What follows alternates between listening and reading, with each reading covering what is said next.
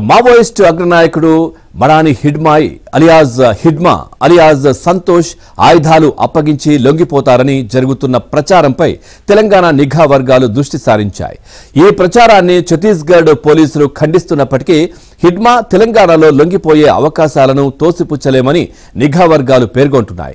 Maoist party Dandakaranya special zonal committee కార్యదర్శిగా, కేంద్ర committee సభ్యుడిగా, people's liberation guerrilla army platoon 1 commander గా ఉన్న హిడ్మాకు గెరిల్లా దాడుల వ్యూహకర్తగా పేరుంది.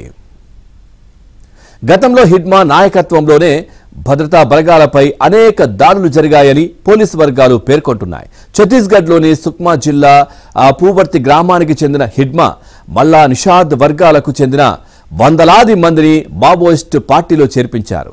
వారికి సాయుధ శిక్షణ ఇచ్చి PLGAలో చేర్చి అభేద్యమైనటువంటి సైన్యంగా తీర్చిదిద్దారు. మోస్ట్ వాంటెడ్ జాబితాలో ఉన్న హిడ్మా చాలాసార్లు పోలీసులకు దొరికినట్టే దొరికి తప్పించుకున్నారు. అగ్రనేతలు సోను, ఆశన్నతో పాటు వందల మంది మావోయిస్టులు లొంగిపోయిన తర్వాత హిడ్మా లొంగుబాటు విషయంలో పెద్ద చర్చ జరుగుతోంది.